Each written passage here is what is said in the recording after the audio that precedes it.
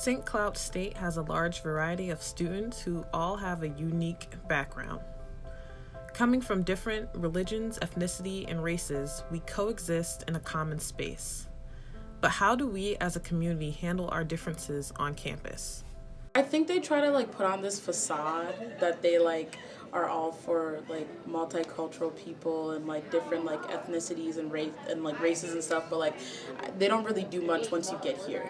It's kind of just this thing that they use to market their school to other people, oh yeah, we have cultural people here, we have colors, that's what it feels like. And then you get here and they don't actually live up to that standard that they set out.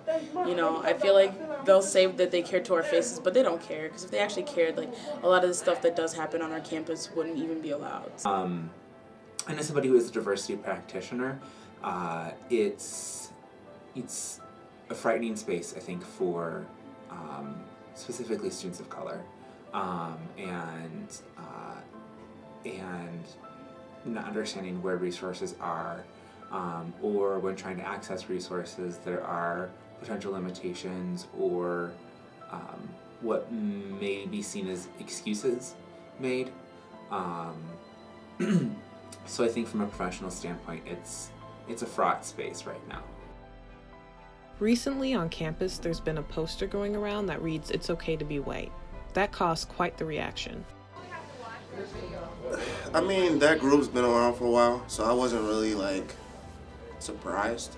I mean, of course, it was one of those things where it was one of those nuanced gray line type of statements, and so I know for me and a couple other people, we went over there, we're well, let's see what their purpose is and what their aim is about it. And their biggest thing is they wanted to antagonize, and they wanted to just be able to say whatever they want without repercussions. My reaction was to go and engage with that student.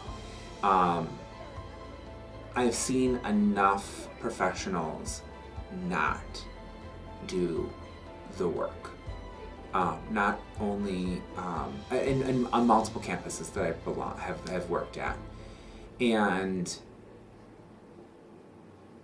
it's important for there to be people who do the work on the daily to go and engage with those individuals who have, in some people's eyes, this might be a nice way to say it, problematic views.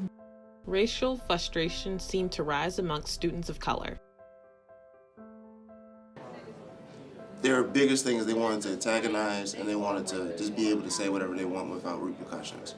And that was kind of the biggest thing. I was all right, well, then that's what frustrated everybody. That's what got everybody upset.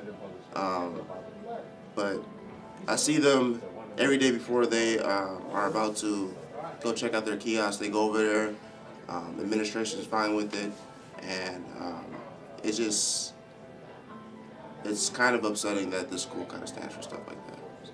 I don't think people are as mad this time as they were with the whole wall thing, I'd say, in comparison, but I still think that people are just upset, and people are, I don't know, I feel like now, instead of looking at it with anger, people just kind of look at the whole thing as you're stupid. I'm not gonna give you my time because I know exactly what you're trying to do. It's kind of like when it says scam likely on your phone, and you're just I'm not gonna give into your tricks. I'm just gonna, yeah, that's what it feels like. I feel like people were just kind of done with it. You know what, whatever.